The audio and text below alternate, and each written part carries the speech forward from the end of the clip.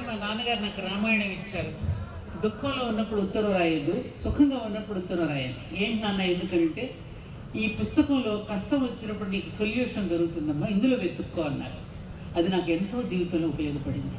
ఏ మనిషి దగ్గర మనసెరిగి ఎలా ప్రవర్తిస్తే శత్రువు కూడా మనకి మిత్రుడవుతాడో, ఎటువంటి వాళ్ళనైనా ప్రేమతో ఏ విధంగా అయితే మనం అనుకూలంగా మార్చుకోవచ్చో ప్రేమతో, రామాయణంలో నాకు చాలా ఘట్టాల ద్వారా నేను తెలుసుకున్నాను. అది విస్తృతంగా ఇప్పుడు చెప్పడానికి సమయం లేదు. కానీ ఇంకొక విషయం చిరంజీవులారా, ఆడపిల్లలకు ముఖ్యంగా, సీతాదేవి శ్రీరామచంద్రుడికి వివాహం అనేటటువంటి సందర్భంలో సునయన అంటే జనక మహారాజు యొక్క భార్య సునయన రోజు కూర్చుని పెళ్లి కూతురు చేయడానికి జడలుతూ ఉంటుంది. అమ్మ ఇంతవరకు నేను జుట్టు మామూలుగా ఉంచుకునేది, వాళ్ళు ఎందుకు ప్రత్యేకంగా జడ ఇట్లా అలుతున్నావు ఏంటి అని అడిగితే ఆమె చెప్పిన సమాధానం ఎంత గొప్పగా ఉందో తెలుసా? అమ్మ, ఇప్పటి వరకు నువ్వు మా దగ్గర గారంగా పెరిగావు కదా, స్వేచ్ఛగా పెరిగావు. అందులో కూతురికి ఎంత స్వేచ్ఛ ఇచ్చాడు ఆయన. ఆమె ప్రకృతిలో నుంచి వచ్చింది, ప్రకృతి రహస్యాలని ఆవిడకి తెలుసు.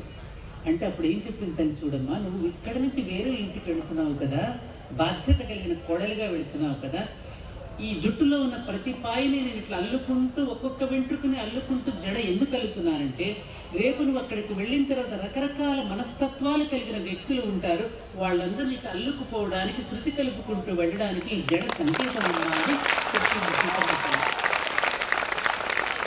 సరే.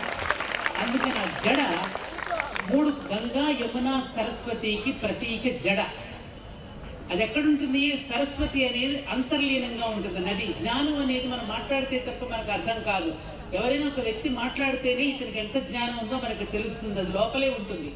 ఆ మధ్యలో ఉన్న పాయ బయటికి కనపడదు, 2 పాయలే బయటికి కనపడితే మన జడ చూసుకో ఒక్కసారి, 2 పాయలే కనపడుతున్నాయి.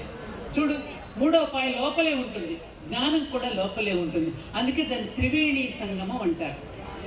త్రివేణి సంగమం, అందుకని వేణి బంధనం అంటారు ఎవరైనా ముడి వేసుకుంటే. అటువంటి జడ దేనికి సంకేతం అంటే, ఇందాక నేను చెప్పిన సత్వర్గస్తమో గుణాలకి ప్రతీకగా, గంగా యమున సరస్వతికి ప్రతీకగా, ఈ మూలాధారం నుంచి బయలుదేరిన జడ సహస్రారం వరకు వెళ్ళినప్పుడు పడగ విప్పినటువంటి నాగేంద్ర స్వామి అంటే కుండలిని శక్తికి ప్రతీకగా కనిపించేటటువంటి జడలో ఉన్నటువంటి అద్భుతమైన శాస్త్రీయత ఇది. అందుకనే ఆడవాళ్ళని కనుక అట్లా జడ వేసుకున్న అమ్మాయిని చూస్తే ఒక రకమైన ఒక తేజస్సు కనపడుతుంది అమ్మాయి ముఖంలో. ఆ కుండలిని యాక్టివేట్ అయినటువంటి స్థితి కనపడుతుంది. జడ వేసుకుని నిండుగా బొట్టు పెట్టుకుని కనపడండి ఒక్కసారి, మీలో ఎంత అందం ఉంటుందో. ఆ రోజుల్లో అయితే ఇప్పుడేమంటున్నారో నాకు తెలియదు, కానీ ఎటువంటి అమ్మాయి కావాలరా నీకు అంటే మగపిల్లలు వింటున్నారా?